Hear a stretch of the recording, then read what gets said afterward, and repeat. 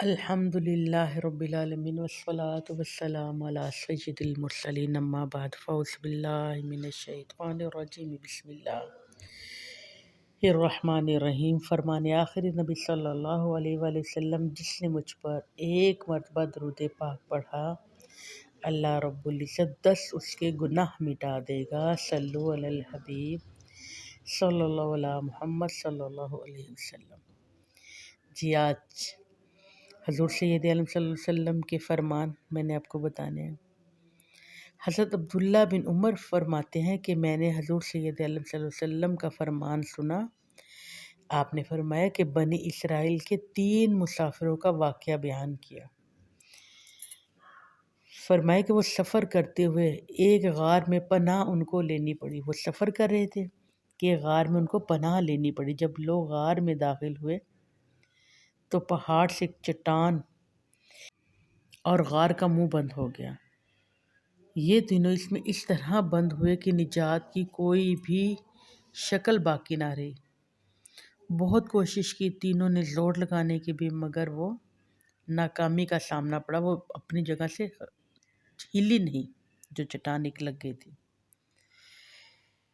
پھر انہوں نے چھٹکارا پانے کے لیے ایک صورت ان کو سمجھ میں آئی کہ اپنے اپنے نیک عملوں کا واسطہ اللہ رب العزت کے سامنے پیش کرتے ہیں، پھر اللہ سے دعا کرتے ہیں۔ پھر انہوں نے ایسا ہی کیا۔ ان میں سے ایک شخص نے کہا کہ یا اللہ، میرے ماں باپ بوڑھے اور ضعیف تھے، ان سے پہلے میں ان کو اپنے بچوں سے پہلے میں ان کو دودھ پلاتا۔ ایک دن چارے کی تلاش میں دور نکل گیا۔ شام کو واپسی میں اتنی دیر ہوگی کہ میرے ماں باپ سو گئے۔ میں نے دودھ نکالا اور لے کر ان کی خدمت میں حاضر ہوا تو والدین کو سوتا پایا۔ میں نے مناسب نہ سمجھا کہ ان کو بے آرام کروں، اور نہ ہی ان سے پہلے اپنی بیوی بچوں کو پلانا مجھے اچھا لگا۔ چنانچہ میں دودھ کا برتن لیے قریب کھڑا رہا۔ جیسے وہ بیدار ہوئے فوراً ان کو دودھ پلاؤں، مگر انتظار کرتا رہا۔ صبح ہو گئی۔ جب وہ جاگے تو دودھ پلایا۔ اے اللہ، یہ میں نے کام صرف تیری خوشنودگی کے لیے کیا ہے،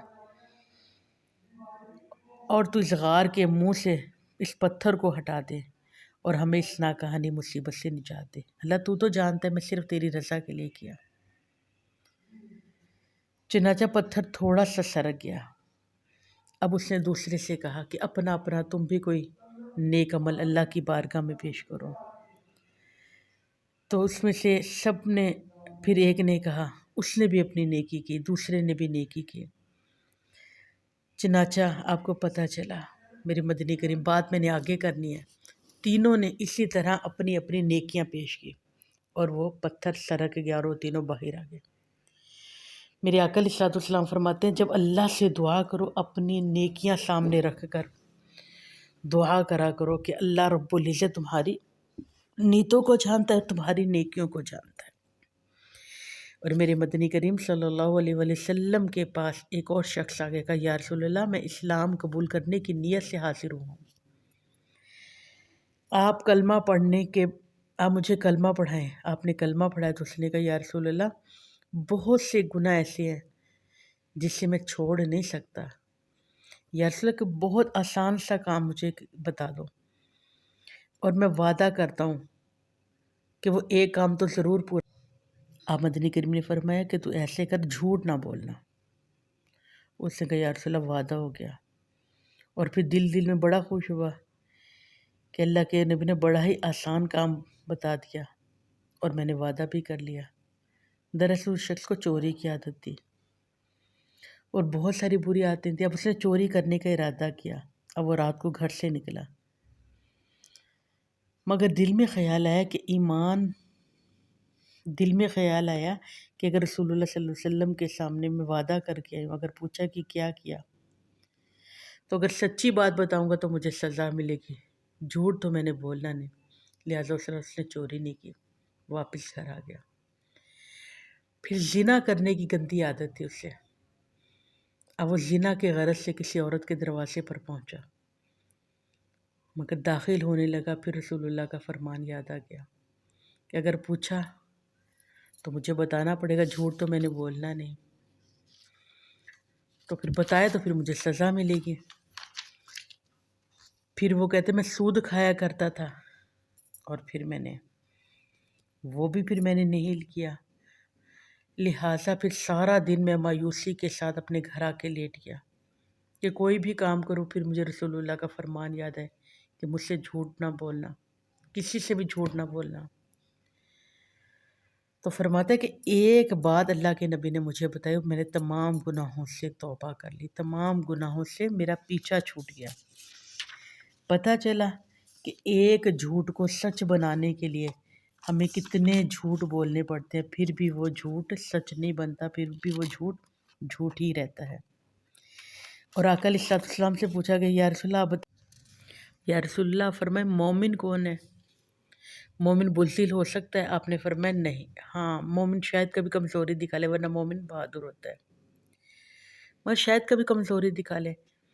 پھر فرمایا مومن کنجوس ہو سکتا ہے؟ ہم نے کہا کنجوس بھی کر سکتا ہے۔ پھر عرض کی یا رسول اللہ مومن جھوٹا ہو سکتا ہے؟ فرمایا نہیں،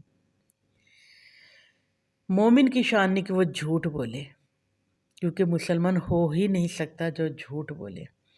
اور آپ مدنی کریم نے فرمایا کہ مومن جو جھوٹ بولتا ہے تو اس کی بدبو جھوٹ کی کئی میل تک آتی ہے، اور رحمت کے فرشتے اس بدبو سے دور چلے جاتے ہیں۔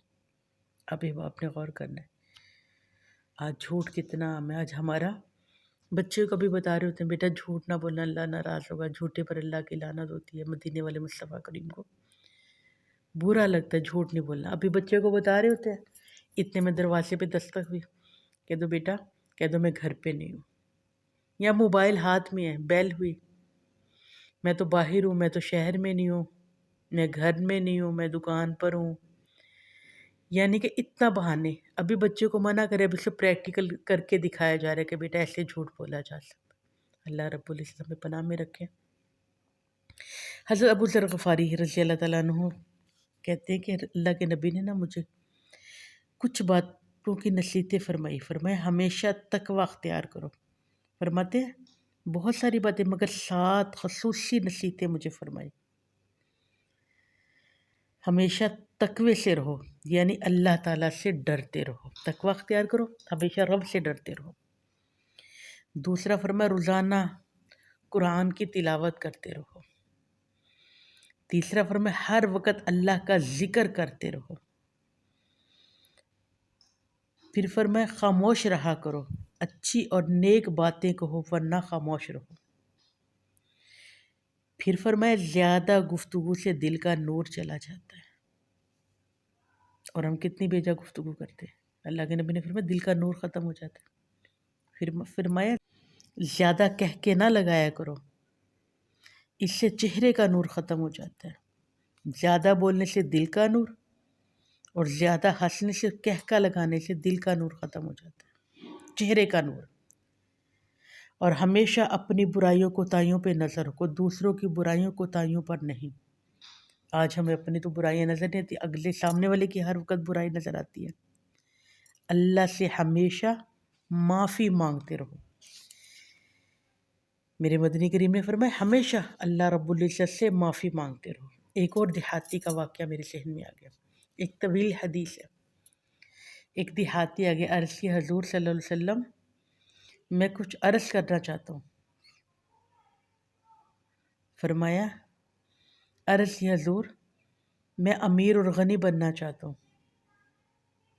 فرمایا قناعت اختیار کرو، امیر ہو جاؤ گے، جو اللہ نے دیا اس پہ شکر کرو، امیر ہو جاؤ گے۔ پھر اس نے عرض کی حضور بہت بڑا عالم بننا چاہتا ہوں۔ آپ نے فرمایا تقوی اختیار کرو، عالم بن جاؤ گے، یعنی کہ پرہیزگاری اختیار کرو۔ پھر اس نے عرض کی حضور عزت والا بننا چاہتا ہوں۔ فرمایا اللہ کی مخلوق کے سامنے ہاتھ پھیلانا چھوڑ دو، تم باعزت ہو جاؤ گے۔ یہ میں حدیثیں پڑھی ہوں، اللہ سے دعا ہے اللہ رب العزت ہمیں تمام مدنی کریم کے فرمان پر عمل کرنے کی توفیق عطا فرما دے۔ سبحان اللہ۔ آج جو ہم ہر بات لوگوں سے مانگتے ہیں، ہر چیز کی ہمیں ضرورت رہتی ہے، میرے آقا نے فرمایا لوگوں کے سامنے ہاتھ پھیلانا چھوڑ دو، اللہ تمہیں عزتوں کے تاج پہنا دے گا۔ پھر اس دیہاتی نے کہا یا رسول اللہ میں اچھا آدمی بننا چاہتا ہوں۔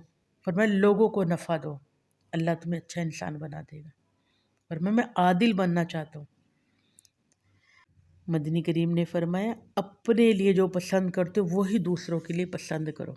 جو چیز کھانے میں، لباس میں، رہائش میں، بولنے میں، ہر طرح میں جو اپنے لیے پسند کرتے ہو، یعنی کہ اچھی گفتگو چاہتے ہو میرے ساتھ کرے تو دوسروں کے ساتھ بھی. اچھا لباس خود پہنتے ہو تو وہی لباس دوسروں کے لیے بھی. عرض کیا، فرمایا میرے مصطفیٰ کریم نے کہ اپنے لیے پسند کرتے ہو وہی دوسرے کے لیے پسند کرو. پھر اس نے عرض کی حضور طاقتور بننا چاہتا ہوں. فرمایا پھر اپنے رب پر بھروسہ کرو، اللہ پر توکل کرو، طاقتور بن جاؤ گے. پھر اس نے کہا یا رسول اللہ کی بارگاہ میں خاص درجہ چاہتا ہوں. فرمایا کثرت سے پھر اللہ کا ذکر کرو. جی کیا کرنا ہے؟ کثرت سے اللہ کا ذکر کرنا ہے. اللہ رب العزت تمہیں خاص درجہ عطا فرمائے گا. پھر عرض کی یا رسول اللہ میں کھلا رزق چاہتا ہوں، رزق کی کشادگی چاہتا ہوں. آپ نے فرمایا پھر باوضو رہا کرو، اللہ رب العزت تمہیں کھلا رزق عطا فرمائے گا. جی ہاں، اب یہ وظیفہ بھی مل گیا. رزق کی ہر روز تنگی کی شکایتیں کرتے ہیں نا، حضور نے فرمایا کہ باوضو رہا کرو. پھر اس نے عرض کی حضور دعاؤں کی قبولیت چاہتا ہوں، اللہ رب العزت ہر میری دعا قبول فرمایا. تو فرمایا حرام کھانے سے بچو، حرام کھانا نہ کھاؤ، حرام مال نہ کھاؤ.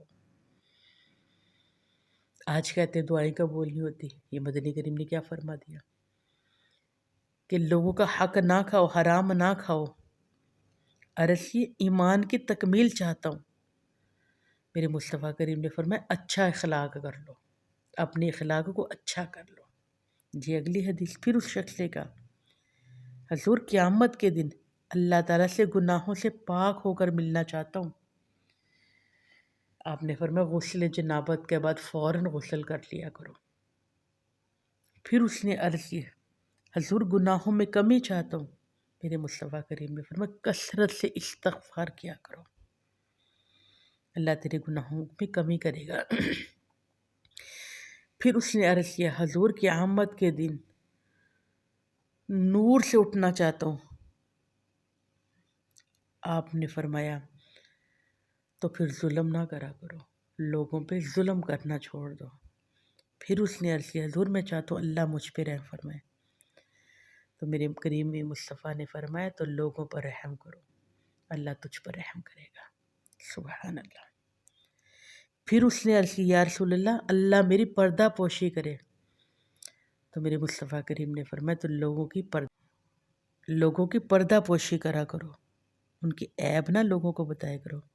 پھر اس نے عرض کی یا رسول اللہ میں رسوائی سے بچنا چاہتا ہوں. آپ نے فرمایا بدکاری سے، زنا سے بچو، اللہ رب العزت تمہیں عزتوں کے تاج پہنائے گا، تمہیں رسوا نہیں کرے گا. پھر اس نے عرض کی حضور میں چاہتا ہوں اللہ اور اس کے رسول کا محبوب بن جاؤں. میرے مدنی کریم نے فرمایا جو اللہ اور اس کے حبیب کا حبیب ہے، جو ان کو حبیب ہے ان کو محبوب بنا لو، یعنی کہ اللہ کے بندوں کو محبوب بنا لو. اللہ رب العزت تمہیں اور اللہ کا رسول تمہیں اپنا محبوب بنا دے گا. اس حدیث سے ہمیں یہ سبق ملتا ہے کہ دین اور دنیا کی کامیابی کے لیے نیکی کی راہ اپنانی چاہیے. جی ہاں، نیکی کے راستے پہ چلنا چاہیے، گناہوں سے بچنا چاہیے، ظلم و زیادتی سے پرہیز کرنا چاہیے. حسن اخلاق سے ہمیں دین کے راستے پہ چلنا چاہیے، اور ہمیشہ اپنے نفس کی ہمیں حفاظت کرنی چاہیے، اور برے دوستوں سے بھی ہمیں بچنے کی اللہ توفیق عطا فرما دے، تبھی تو نیک راستہ ملے گا. اس صحابی کا بھی ایک اور ذکر آ گیا. ایک مرتبہ میرے مصطفیٰ کریم صلی اللہ علیہ وسلم کی ایک صحابی شدید بیمار ہو گئے. اتنی کمزوری کہ لوگ پکڑ کے اسے بٹھا رہے ہیں، پکڑ کے اسے لٹا رہے ہیں، بہت زیادہ کمزوری. آپ آقا علیہ الصلوۃ والسلام اس کے قریب گئے، اس پہ اپنی رحمت نظر ڈالی. تو صحابی نے کہا یا رسول اللہ آپ میرے قریب آئے تو میرے جسم میں جان آ گئی. آپ نے فرمایا کہ تو نے اس بیماری تو نے کوئی دعا مانگی تھی؟ کہا نہیں یا رسول اللہ. آپ نے فرمایا تو یاد کر تو نے کچھ ایسی دعا کی تھی. کچھ یاد کرنے کے بعد عرض کی یا رسول اللہ ہاں، مجھے ایک بات یاد آ گئی. آپ نے فرمایا کیا؟ تو اس نے کہا یا رسول اللہ میں نے کہا تھا گناہوں سے بہت پریشان تھا، اللہ کے عذاب سے ڈر گیا، دوزخ سے ڈر گیا، کیونکہ میں نے کہا یا اللہ جو آخرت میں مصیبتیں دینی یا پریشانی دینی وہ مجھے یہیں دے دے، آخرت کی ذلت اور رسوائی میں کیسے برداشت کروں گا؟ اللہ وہاں کہاں، وہاں تو سب کو اپنی اپنی پڑی ہوگی، یہاں میرے دوست احباب ہیں، میرے رشتہ دار ہیں، مجھے سنبھال لیں گے، تو وہاں مجھے کون سنبھالے گا؟ میں وہاں کیا کروں گا؟ تو یا رسول اللہ میں نے یہ دعا کی تھی، تو میرے مدنی کریم صلی اللہ علیہ وآلہ وسلم نے فرمایا دعا تو دیکھیے اچھی ہے کہ آخرت میں پریشانی سے کون بچائے گا، آخرت کے عذاب سے کون بچائے گا، یہاں تو بہت سارے ہیں۔ تو میرے مدنی کریم نے فرمایا خبردار آئندہ ایسی دعا کبھی نہ کرنا۔ اس نے کہا یا رسول اللہ ٹھیک ہے میں توبہ کرتا ہوں، آئندہ ایسی دعا نہیں کروں گا۔